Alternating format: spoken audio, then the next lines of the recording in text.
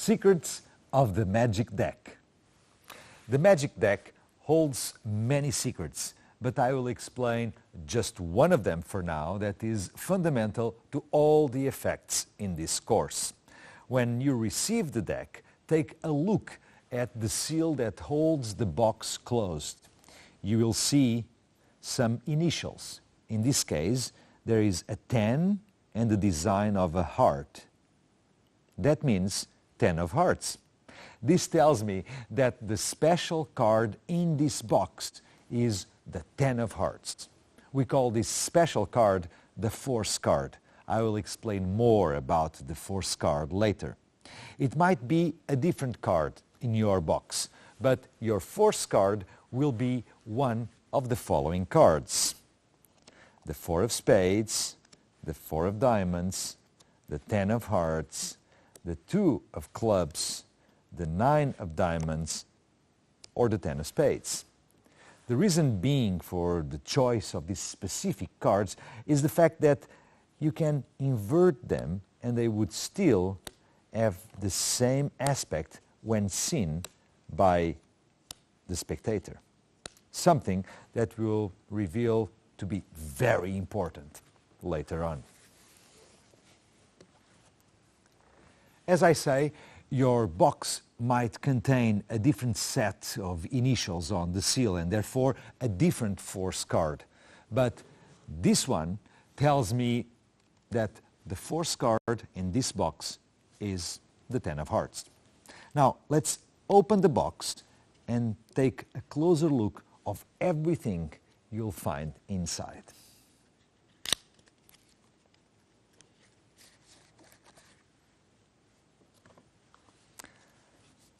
You will receive, the first thing, a card with instructions. QR code that points to the website where you are actually watching this video right now. Then you receive 2 groups of cards. One is 27 cards that are the force card. In my case, as we saw in the seal, the 10 of hearts. 27 cards. We will only use 26. But keep this one because it's going to be very important to have an extra one of the force cards.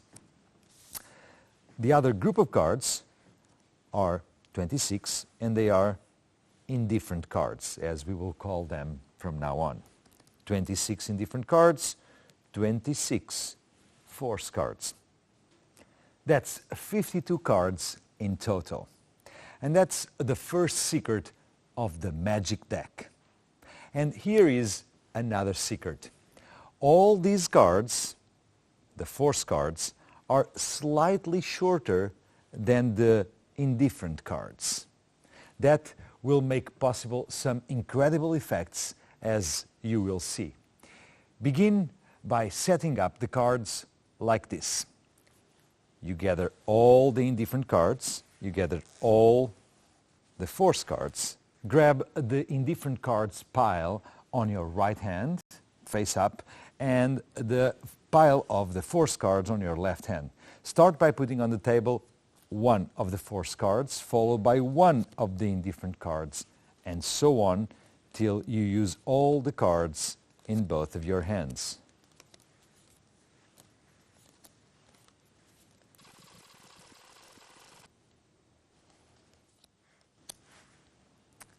Now, square up the cards and then turn them face down. Your Magic Deck is now fully assembled. On the bottom should be an indifferent card, and on the top you should find one of the force cards. You are all ready to go to the next stage, Level 1 Techniques.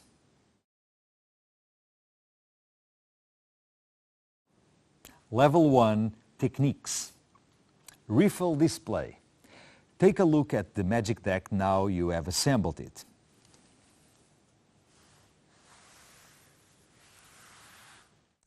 The cards alternate.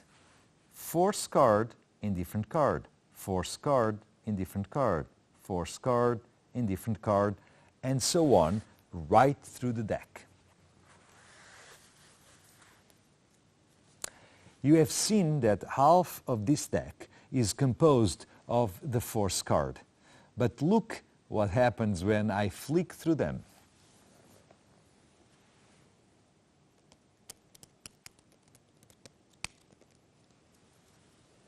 All the cards look completely different. You don't see any of the force cards. This is because each force card is slightly shorter than the following indifferent card. And if you flick through the cards like this, the cards fall in pairs. One pair, another pair, another pair, till the last pair. A different card is in front of each pair, and a force card is on the back of that same pair. Let me show you again. Hold the cards like this, fingers on the bottom and the thumb on the top of the short edge, and riffle slowly like this. The forefinger pushes against the back of the deck, springing the cards off the thumb. Practice it slowly at first and not too fast. Give the spectators enough time to see the faces of the cards. You will soon get the hang of it, and this is how you begin your performance, by showing that the deck is apparently composed of 52 different cards.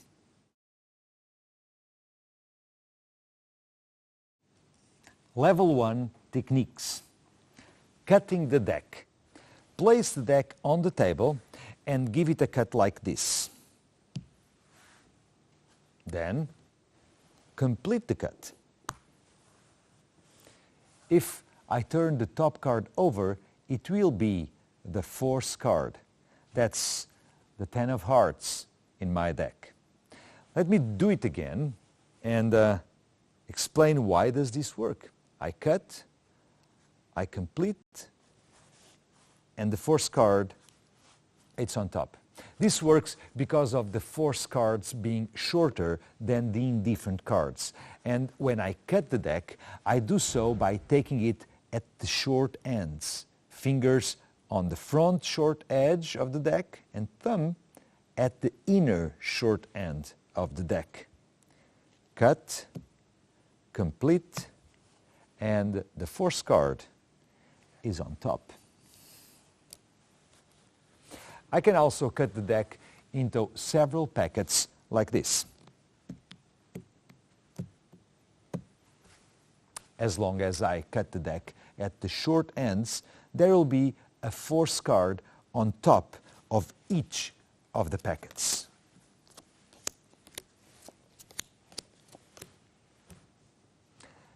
That will come in useful in some of the effects explained later. You can gather all the packs in any order.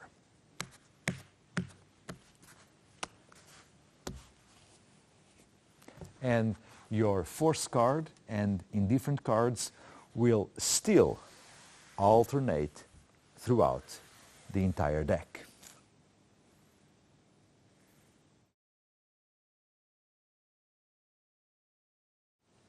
Level 1 techniques.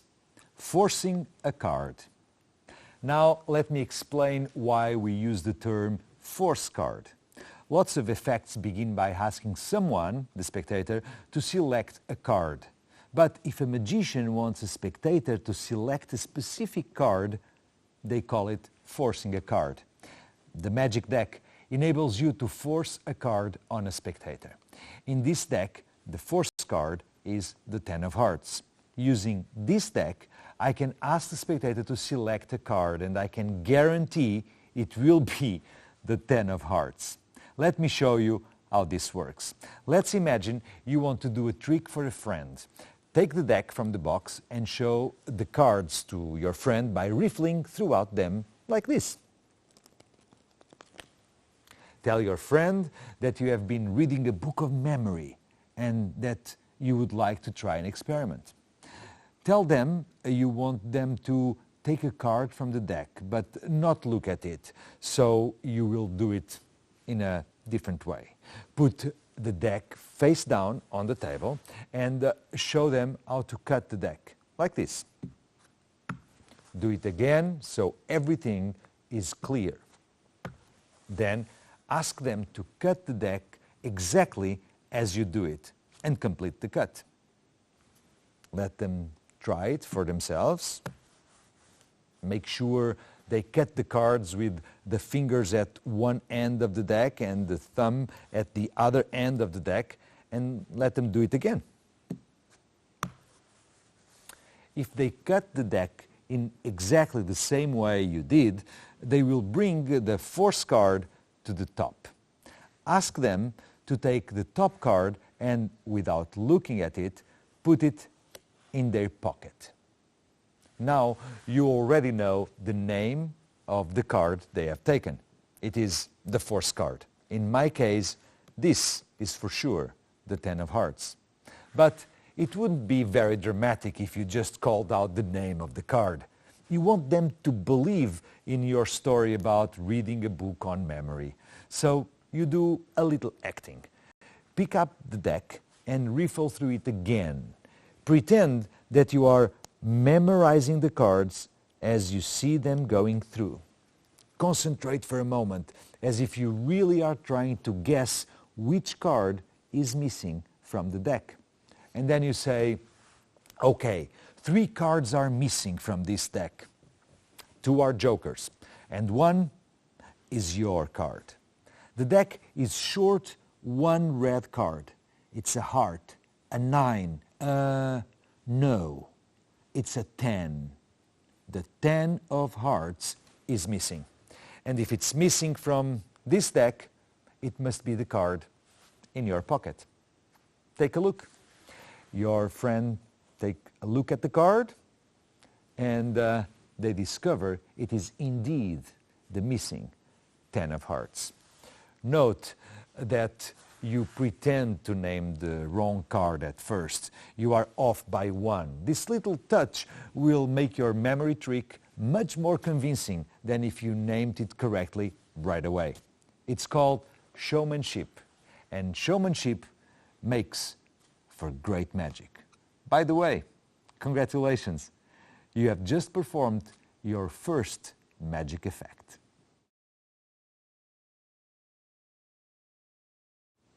Level 1 techniques. Dribble force. Here is another way of forcing a card. You can dribble the cards from one hand to the other like this. It is very like the riffle display you learned earlier. The fingers are on the outer short end of the deck. The thumb is on the inner short end of the deck. The forefinger is curled on top of the deck and applies a little pressure. Press with the forefinger and you can let the cards dribble into the other hand. I'll do it a few times so you can see it clearly.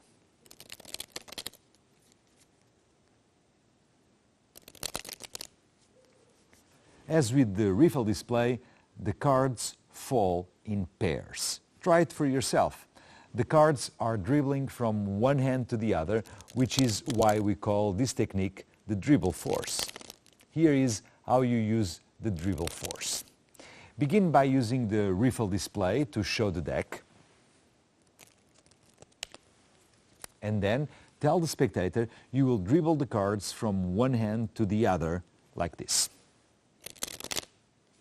But you will tell that at any point they can call out stop, and the moment they do, you will stop dribbling the cards like this. Stop, and you stop. Ask them if they are ready to begin. Square the cards and slowly dribble the cards from one hand to the other. The moment they call stop, you stop dribbling the cards.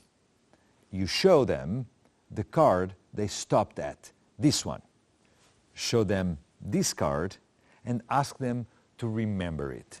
It's very important they remember it. If you have more than one spectator, then show it to them too and ask them to remember the card. It would be unfortunate if after all your work no one remembered the card that had been chosen. To recap, dribble the cards, spectator says stop, show the card. It's the force card. Now that you have forced the card, what can you do with it? Well, for that you should go to the next step in the course, and I look forward to seeing you in Level 1, Beginner's Tricks.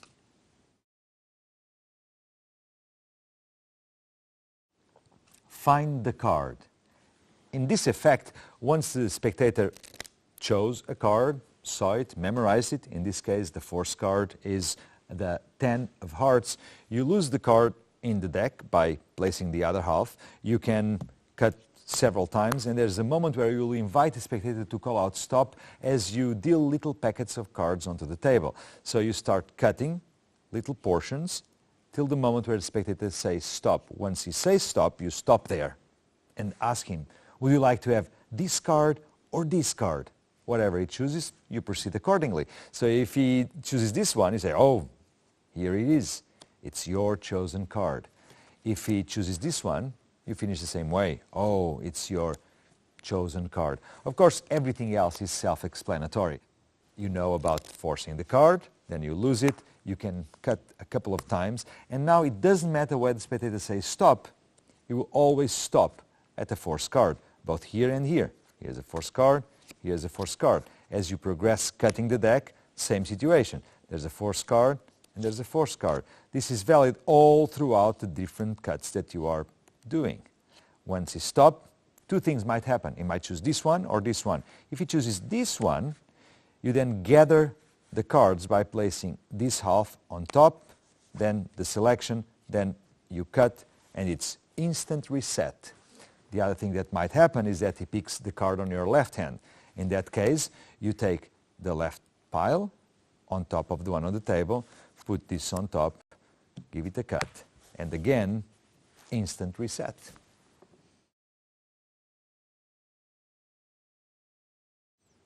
Ambitious card. Here is a plot that we'll be revisiting in each of the 3 levels of this course. It's a classic of magic, and here is the simplest version you can do right away. Spectator chooses a card, you show the card. Yes, the force card. In my case, 10 of hearts. You leave it in the deck, you can cut several times, and then you announce that you will make the card rise in the deck. You believe that he's probably in position 37 right now, and slowly, as you ask her to come up, now it's 25, maybe 17, give it a little bit more time, maybe 13 now, 5, 4, 3, 2, 1. Yes, the card is on top. Was this your card? Yes, it's correct. It's the ambitious card. Well, you can repeat it right away. You say that you are going to do it really, really, really slowly. So they can confirm it's a chosen card. You leave it on the table like this. Clearly, it's in the middle. You put the rest of the deck on top of the first half of it, and then you say, okay, you want to see one more time? Yes, it's your card. It's the 10 of hearts. And then slowly, you put it in the deck and you wait. As you command the card to come up, yes, almost arriving, hey, hurry up. And yeah, once again, the chosen card rises to the top. And this is the simplest version you can do of the ambitious card.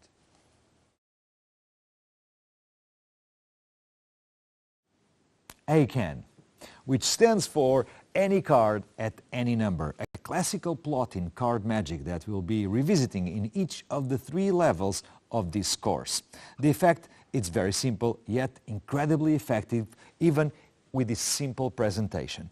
You ask a spectator to call out stop, card is chosen. Yes, it's the force card, in this case, the 10 of hearts. The selection is lost in the deck. You can cut several times, and then you will ask a spectator to call out a number. Any number between 1 and 52, and whatever number he calls out, you will find the chosen card. Well, the way this works, it's because the deck is arranged in a way that you have first, you have force card, then indifferent card, then force card, then indifferent card, and so on, all throughout the deck. And in this case, that is the 10 of hearts. So as you can see here from top down when you are holding the deck, position 1 is a force card, position 3 is a force card, and 5 and 7 and 9 and 11. So all the odd numbers, all the odd positions are occupied by a force card.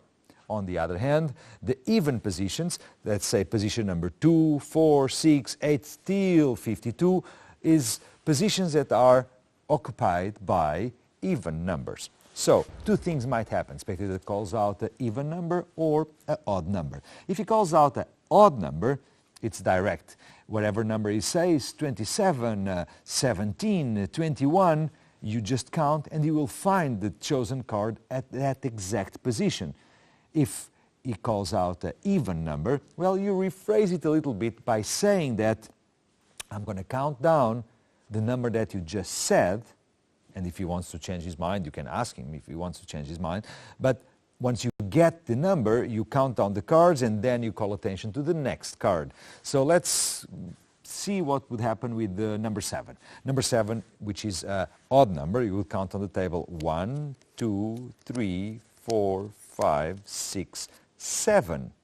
And this will be the chosen card. Yes, the 10 of hearts. But if instead of odd number, in this case number 7, if the spectator would have called out an even number, let's say 12, well, you would continue counting. This would be 7, 8, 9, 10, 11, 12. And the next card, once you count the 12, will be, for sure, yep, the force card, the spectator selected card, in this case, the 10 of hearts.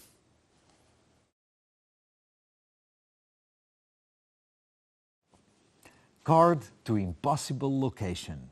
Another one of those 5 classical plots in card magic that we'll be visiting in each of the 3 levels of this course. In this case, you ask the spectator to call out stop. It chooses a card. Yes, it's going to be the force card, in this case, the 10 of hearts. The selection is lost in the deck. You can cut several times, and then you announce that you will produce an impossible situation. When you grab the deck, the selection is inside. You don't even know what's the card, and then you do something like, did you notice that? Yes, it kind of moved. Well, first, let's see. Can you see your card here? And you ask the spectator. He will obviously reply, no. And then you say, yeah, that's because it's just traveled from inside the deck into the box. Remember, it moved a little bit? Yes. So you open the box, and inside, there it is, the selection. Well, it's very simple to do it. Remember that you received an extra forcing card? This is the moment where you can use it. Leave it inside the deck. Do not call attention to the deck, to the box, just leave it there, and now you know everything else. Card is chosen, then it's lost, cut, cut, cut, and then once you ask the spectator, can you see your chosen card? You will always say no, since you are displaying the deck in the way that all the force cards are hidden. Then, if he cannot see it, it's because it's gone. And if it's gone, let's now find the place where it just appeared. And this will be inside the box. Well, if instead of putting this extra card inside the box, you place it in your father's jacket pocket, in your mother's purse, or in any other impossible location, then it's going to be a real miracle.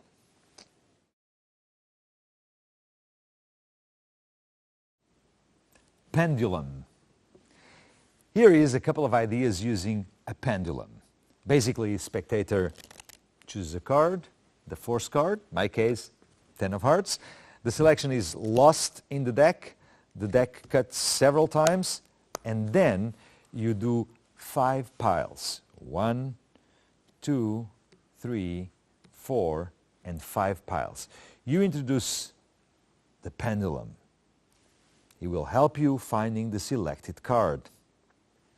You give the pendulum to the spectator and ask him to hold it on top of each of the 5 piles. He should do it a couple of seconds on top of each of the 5 piles. You also should instruct the spectator to interpret the movements of the pendulum, whatever that means. And the spectator will do so. He will come to amazing conclusions. And once those conclusions arrive till the end, for sure, he will have selected one of the piles that for some reason are giving a different signal. Well, separate that pile. You don't need the pendulum anymore, and as you remind spectator what just happened, you eliminate the other 4. But do that in a way that you expose several times several indifferent cards. Leave the cards aside. Remind spectator that he was the one, with the help of the pendulum, to choose this pile. And let's see why the pendulum was behaving so weirdly. Yes, it's the chosen card. Well, there are several ideas that you can use based on this 5 piles technique. As you know, once you do the 5 piles, it's automatic that on top of each of the 5 piles there will be one of the 4 cards. Of course, the audience doesn't know this, and they believe that the chosen card is simply lost in one of them. And the job is actually to find which pile is hiding the chosen card. So another idea would be, for instance, to use a coin. And you hold the coin and you briefly stop on top of each of the piles, and the spectator will decide that you should leave the coin here or here or here or here or there. But prepare the coin in a way that in one of the sides you write with a Sharpie or any permanent marker, you write the name of the 4th card. In this case, I would have made a 10 and a heart, 10 of hearts. And now the spectator decides which pile. You leave the coin, you separate the pile, again, show in different cards in a casual way, and then you put the coin aside, or you grab the selection with the coin, put it aside. One more time you can put this there, and now separate the coin, show it's a chosen card, but also show that on the coin is written the name of the card. Another idea would be to, once you ask the spectator to choose a card, yes, the 4th card, 10 of hearts, you ask him to write the name of the card in a piece of paper and crumple it up into a little ball. You give this ball to another spectator of his choice. Meanwhile, you cut the deck in 5 piles. You instruct the new spectator to hold the crumpled ball inside a closed fist and to wave the fist on top of each of the 5 piles. You'll feel a special energy, or not, but you say that. And eventually the spectator will stop in one of the 5 piles. When the selection is clear, because the energy was felt, you push that pile apart, again, gather all the others, leave them there, say, oh, you felt something special, leave the crumpled ball on the table next to the top card, and then you eliminate also these cards. And now you turn over the card, it's the selected card, you open the paper, and everything is confirmed, and it's a miracle that was just produced by you.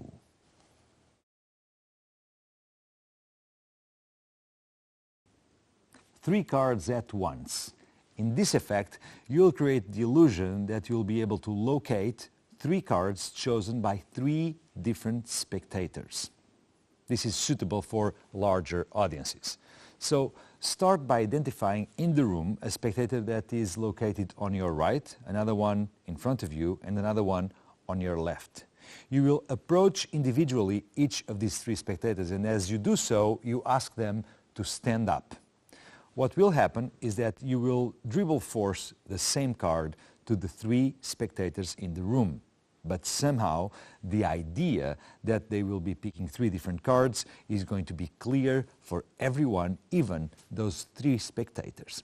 So you approach the first spectator. You ask him to stand up. You dribble force. He calls out stop.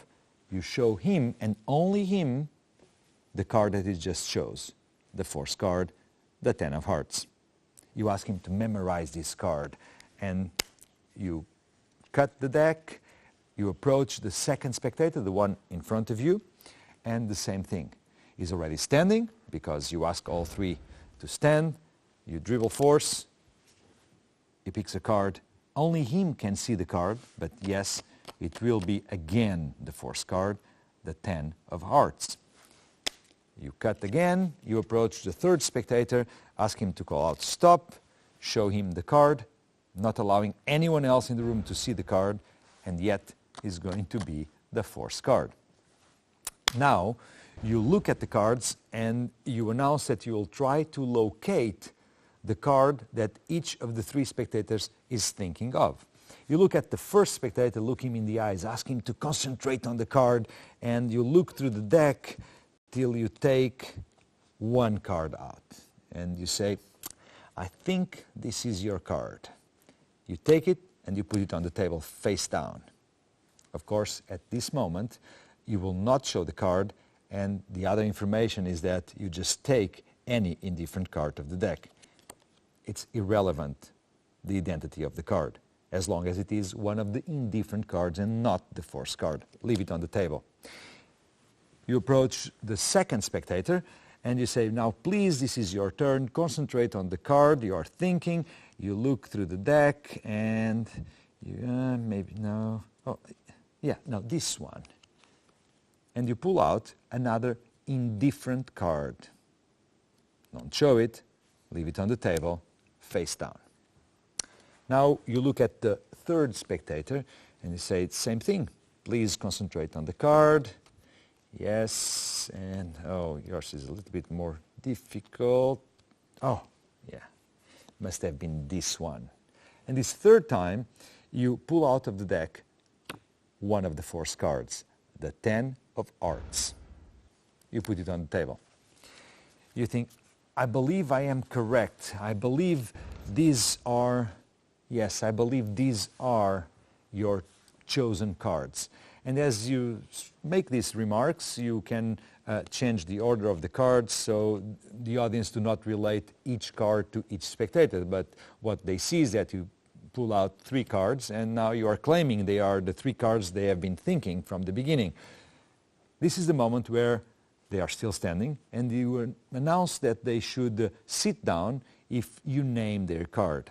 And you can say, I believe that your cards are the Jack of Hearts, the 5 of Spades, and the 10 of Hearts. And as you announce the cards, you show them, and what will happen is that the 3 spectators will sit down, telegraphing to the audience that yes, you were able to locate the 3 freely chosen cards from the deck.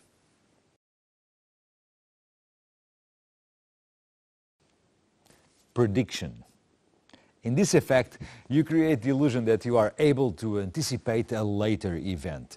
With the magic deck, the later event that you are able to anticipate is the free choice of a playing card. Well, in my case, that free choice will always result in the choice of the 10 of hearts. In order for it to be considered a prediction, you need to start by announcing that here there is a prediction. So in this case, I have an envelope with something inside. So there comes the moment where the spectator calls out stop. He chooses a card. Yes, everything's going well. It's the force card. And once it gets lost in the deck, you remind the audience that inside this envelope that was all the time in full view, even before the spectator called out stop and chose a card, there is your prediction. And inside, you can reveal something like a paper where you say that the spectator will choose the 10 of hearts. And that's an example of a prediction.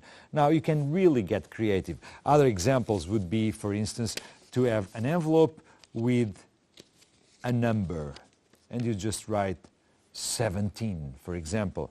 And if that would have been the case, now it's the time that after cutting several times, you count 1, 2, 3, 4, 5, 6, 7, 8, 9, 10, 11, 12, 13, 14, 15, 16, 17, like in the prediction.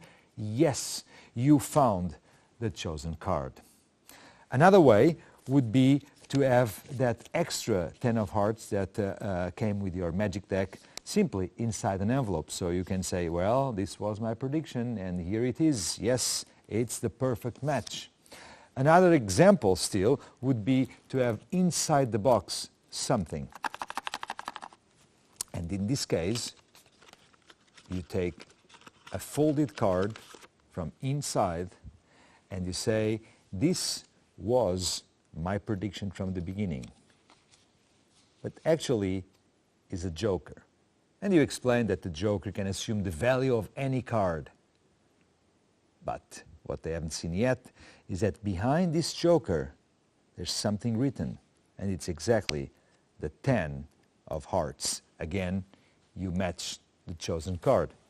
And if you really want to get creative, you can even have a printed t-shirt with the chosen card. Of course, you'd be wearing a jacket, and on a certain moment you just open the jacket and you reveal your prediction. In this case, you don't need to announce it before, and the effect is similar. But this is just the beginning of a long road of creativity for you. Try to make amazing, surprising predictions.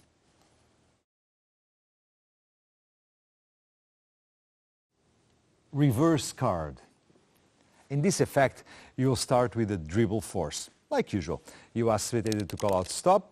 It does so. You show the card, and it's the force card, 10 of hearts. You leave it in the same place, and you cut and complete. Your job is done, because now you announce that you will make that the chosen card, wherever it might be, will turn itself around and become face up. Done. Look. In the middle, there's only one card that is reversed, and that's exactly the card chosen by the spectator. Well, in order to do this, which is very simple, it requires a little preparation. And the preparation is like so. You start with the magic deck in order. Let's say every second card is the force card. But what you need to do before presenting the trick is you need to reverse the second from last card. So no the indifferent card, but the following force card. It's already face up. And this is the starting position. Now, as you dribble force, it's very important that you do not start exactly from the first card dropping down, because immediately your secret will be exposed. So you start a little bit above the last card. You leave some cards, and now you do the dribble force like this. Okay, I'm going to pass card, and you say stop whenever you want. They do so. You show the card. It's the force card, the 10 of hearts. You leave it there. And now, because of the preparation, once you cut, everything is done. In the middle, what was before the second card from the bottom is now the reversed face-up card. You just do your presentation, and then you spread on the table, showing that the selected card just reversed itself in the middle of the deck. Now, you might want to finish up the trick in a way that the deck is immediately ready for your next effect. And in order to do so, it's very simple. You just grab this half, put it on top, reverse this card, and it's an instant reset. You can continue with your next trick.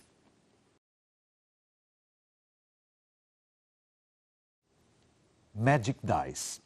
In this effect, you allow pure luck to find the chosen card. More or less. Let me explain. You start by asking the spectator to stop you, pick a card, and then you cut it into the deck, and then you spread cards on the table.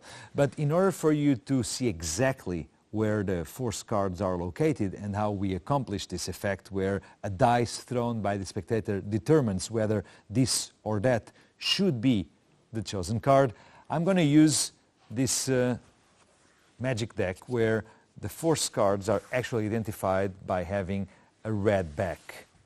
And in this case, the forced card is the 8 of spades.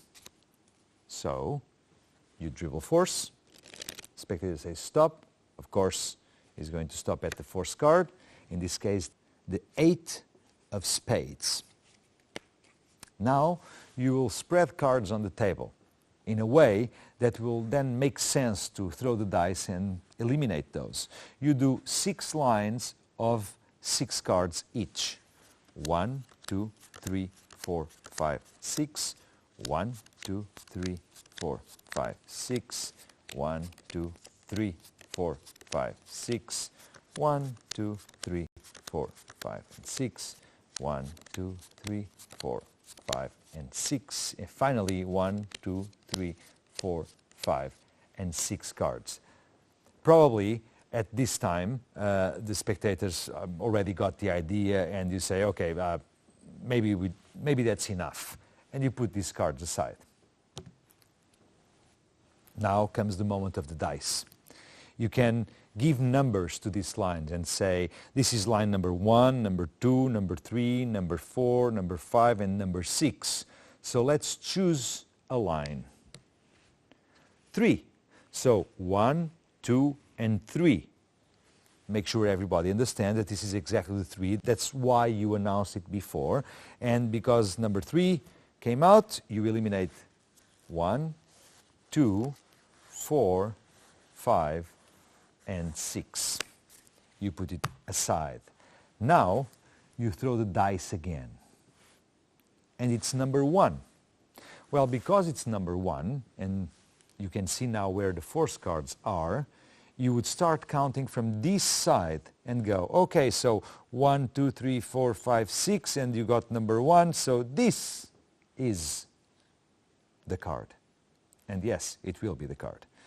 But let's imagine it comes out number 3.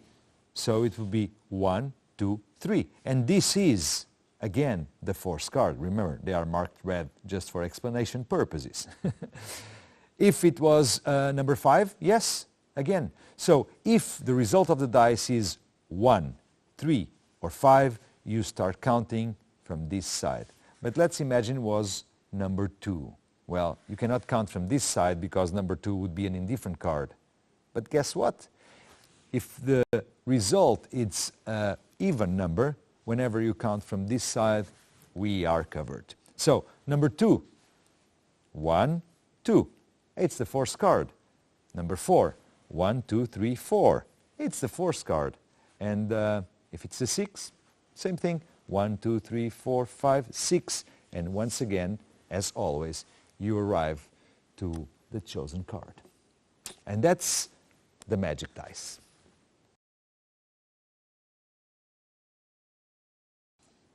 Marked card.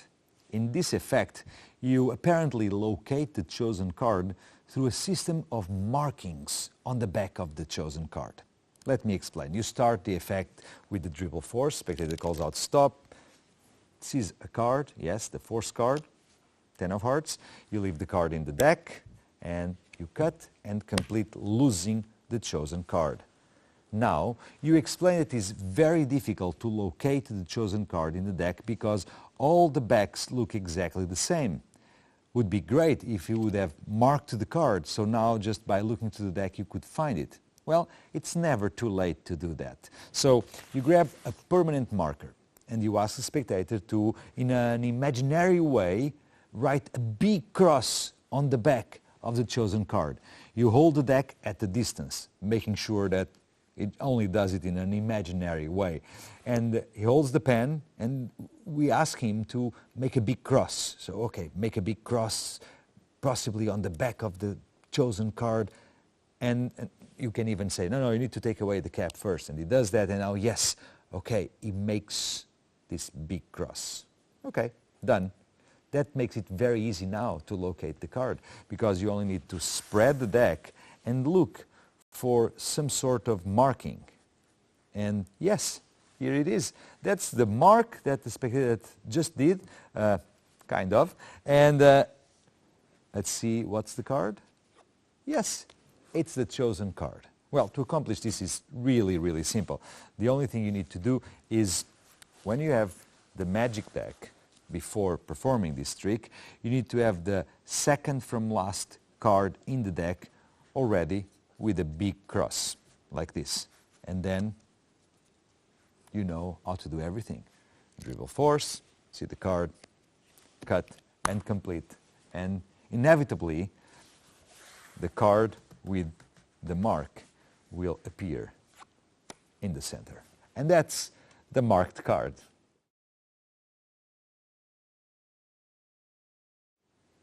The spinning fork, a very intriguing way to reveal the location of the chosen card.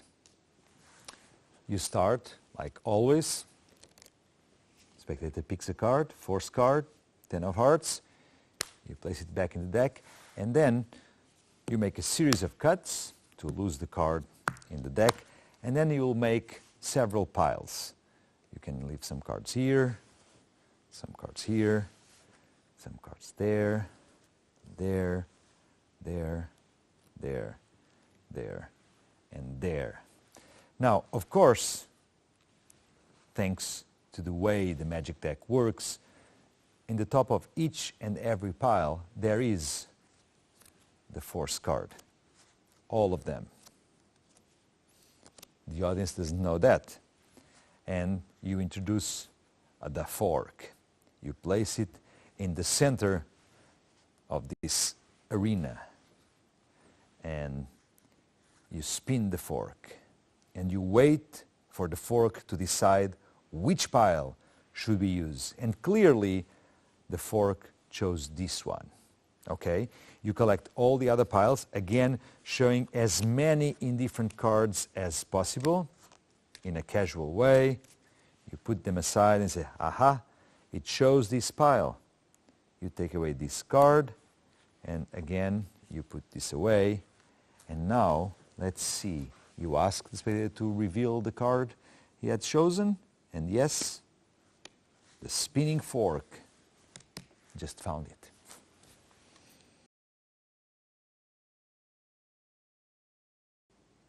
Card from pocket.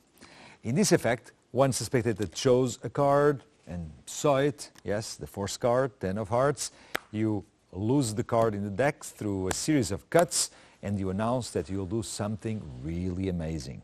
Because this time, the entire deck with the card that the spectator just chosen lost in it, you will place the deck inside your pocket.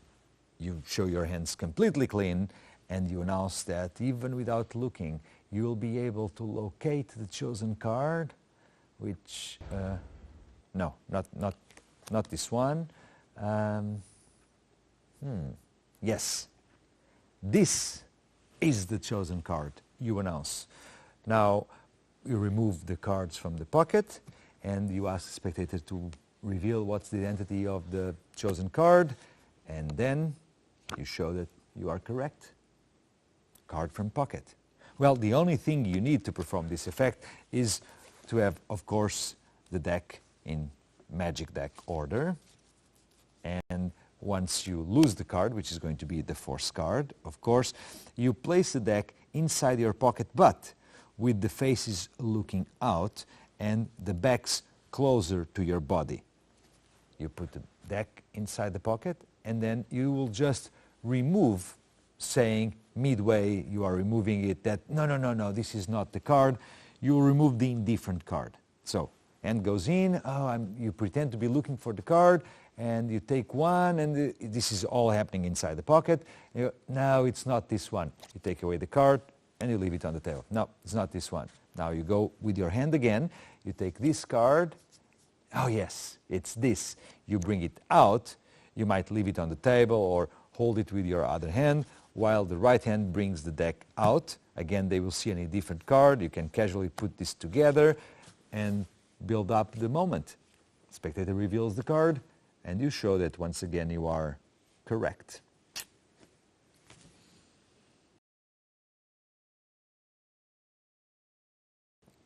Rising card. This makes for a spectacular revelation of the chosen card. Once the spectator is thinking of any card, force card, 10 of hearts, you lose the card in the deck through a series of cuts, and once the audience believes that the chosen card is lost somewhere in the middle of the deck, you announce that you'll be able to locate the chosen card with the help of your forefinger and a little bit of static electricity.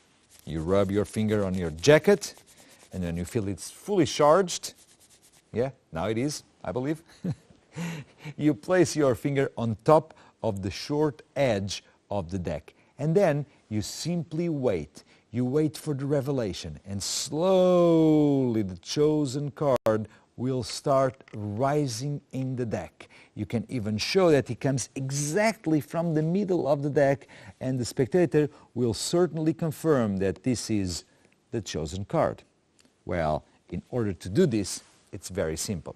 As usually, the chosen card is on top. It doesn't matter how many times you cut, it will always be on top. And you need to bevel a little bit the deck like this, and also make sure that you don't have members of the audience seeing from the sides, so the effect will be exposed. They need to see it from this angle. Very, very, very important. So you cannot notice the bevel. You announce the forefinger and the static electricity, but actually that does nothing. The way it works is like this. Now imagine this is the audience view and this is the exposed view. The finger comes on top, and up till here it's okay, nothing is happening. You rest the finger, and once the finger is resting on top of the deck, you extend your little finger, which touches the top card. And now this little finger brings the card till it touches on the forefinger, and now both of the fingers move, the hand moves, and thanks to the bevel, the card will keep going till about here. At this stage, the pinky of your left hand brings the deck up. And that's when you say, look, it's from the middle. And the spectator confirms it's the chosen card, and that's it. Rising card.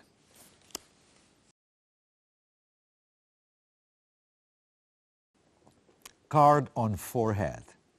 I'm sure you have seen many professional magicians finishing their card magic by producing the chosen card on the forehead. That is something you can now duplicate with the magic deck, and especially thanks to the fact that you also got an extra forcing card. Yes, in my case, an extra 10 of hearts. So what you would do is you ask him to say stop, he says stop, you show the chosen card, in this case, yes, the 10 of hearts. You leave the card there, you drop some cards, you can even make some remarks like, oh, you could have stopped here and this would be the card, or there, you could have chosen any card. And the only thing you do is you allow some packets of pairs to fall, and just make sure that, okay, you remember the card that you freely chose. Okay, let's lose the card in the deck through a series of cuts, and now I will try and find your card.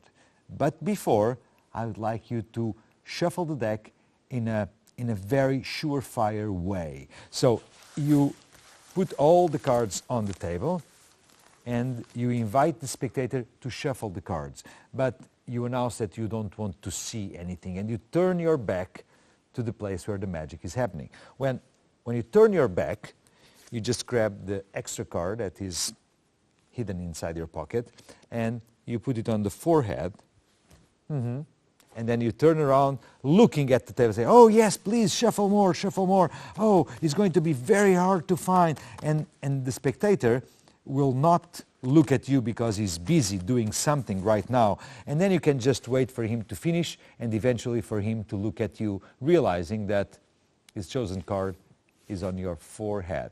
Now, if you have a very dry skin, which is not my case, once you are with your back turned to the audience, just lick a little bit of the back of the card and there's no problem. It's going to get stuck there. And this is card on forehead.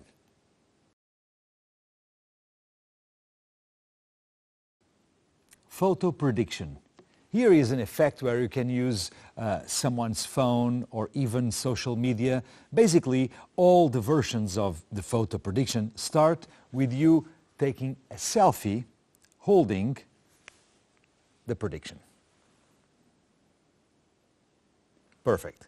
So once you have the picture, you can do many things with it. You can, for example, if you know that later when you are going to be performing some tricks with the magic deck, you know someone that is going to be at that place at that time, just send a message with the picture to the phone you already have, the phone number you already have, asking for that person not to comment this picture with anyone. That's one way. The second way would be to do it with someone that you just met. You ask for the phone number so you can send a message. Once you get the phone number, you send this picture and you instruct the spectator to not look at the message yet. And then you ask the spectator to choose a card. They will choose the fourth card, the 10 of hearts. You can even emphasize that they could have chosen any of the other 52 different cards. There was no way that you could know what would be the chosen card.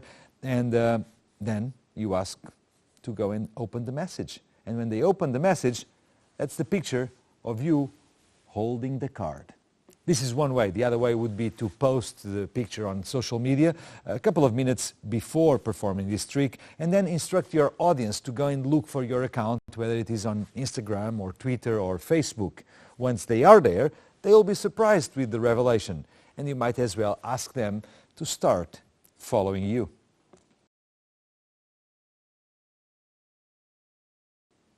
Lucky guess. For this routine, you'll need to use a ring. It can either be your own ring or the ring of one of the spectators. And as always, spectator picks a card, memorizes it, 10 of hearts. You lose the card in the deck through a series of cuts, and then you separate the deck into two piles. And you ask the spectator to place the ring on top of the pile he wants. And let's imagine he puts it here. This will represent that we eliminate these cards. And as we eliminate those, because we need, it's always interesting to show as many different faces as possible, we turn it face up and we leave it on the table.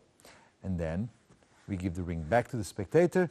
We do one more time two piles like this.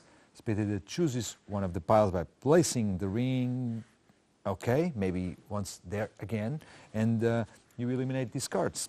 You place them here. Spectator again takes the ring. You make two piles.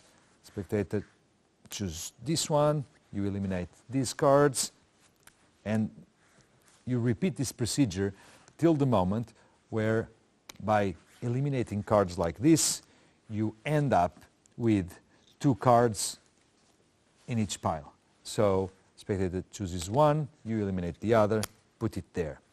At this stage, when you already have only two cards, one of them is the fourth card, the other is a different card, you ask the spectator to place the ring on his finger.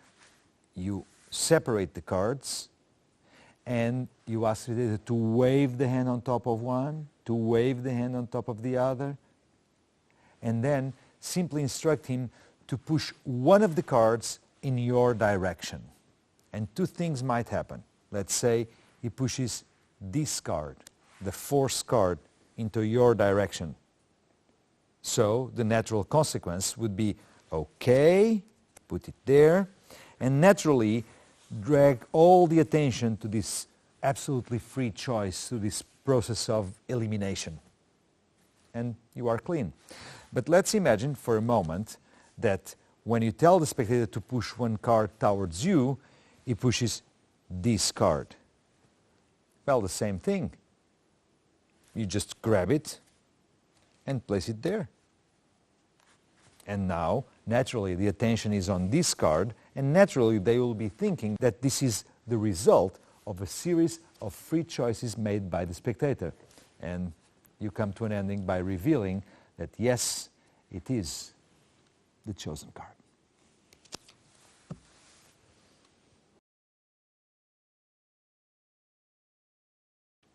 Finger stuck.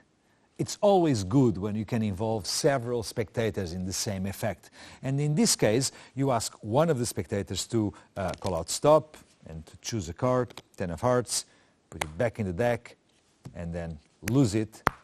Somewhere in the middle is the chosen card. And now you will involve a second spectator. You ask him to use the forefinger and to be ready to stick the finger in the deck as you riffle the deck. Now in this case you hold it by its base, the deck like this, and you just do this. Well, first let's see what we can see. When riffling this way you only see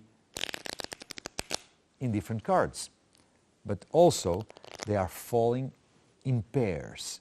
And if a spectator now would stick his finger while I am doing this, it will always stick the finger in between pairs. Let me demonstrate what actually happens. So let's imagine I am the spectator, I am riffling and I go, whoop, okay, and I stop at the forced card.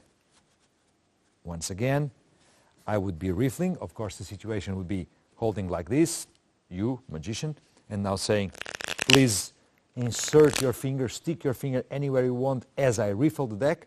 But the result of this series of actions, it's this one. And then you realize that the second spectator could have stopped on this card.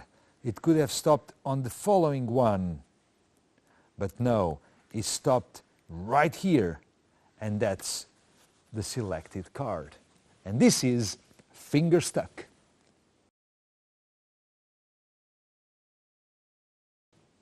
Calendar.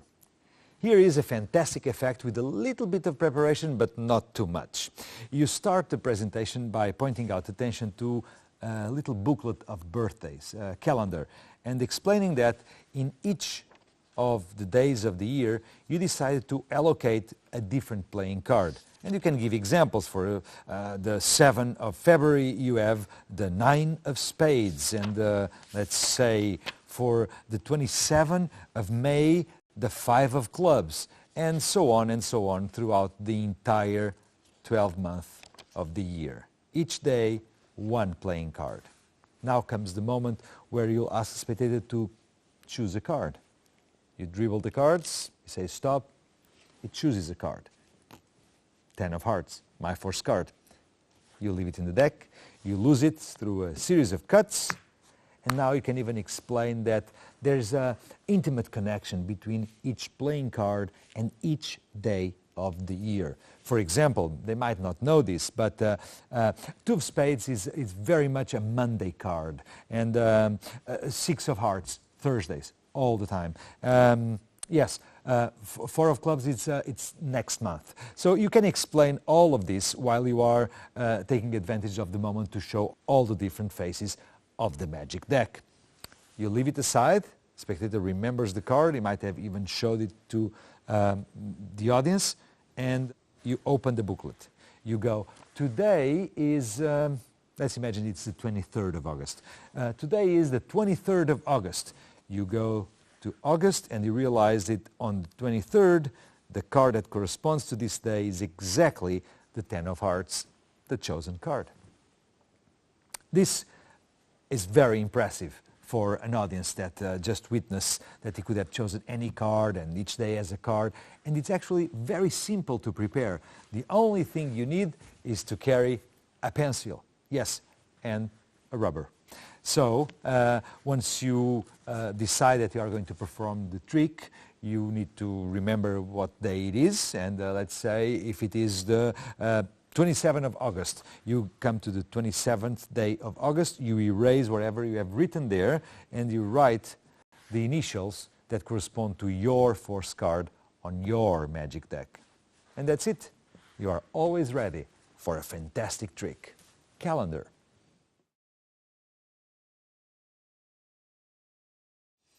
Unseen card. It's an effect by Walter Gibson, and it's based on a kind of a science fiction plot. You ask the spectator on your left to call out stop and then to remove the card without looking at it, even placing it inside his pocket. This card is taken by spectator 1. Spectator 2, same thing. You ask him to call out stop, but in this case, he will see the card. Of course, it's going to be the first card, the 10 of hearts. You lose the card, you cut several times and complete, and now you ask spectator number 2 if he can see his card in the deck. The answer will be no. He cannot see his card here, although he just saw it. He just picked one from here. That's the moment where you turn to spectator 1 and say, well, you took one at the beginning, even before spectator 2 saw it. Can you please bring out that card? And when the spectator 1 brings out the card, it's exactly the one that was seen by spectator 2.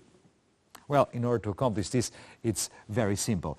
You start with the normal order on your magic deck, and you just force the same card 2 times. They call out stop and takes a card without seeing. Second spectator, call out stop, will see the card, and then you just do the riffle display. Once asked if they saw the card, the answer will be no, and this gives you the right mood to say, well, it's not here, but you have picked a card before that was not even in the deck when you... And then they bring out the card, and yes, it's the chosen card. That's unseen card.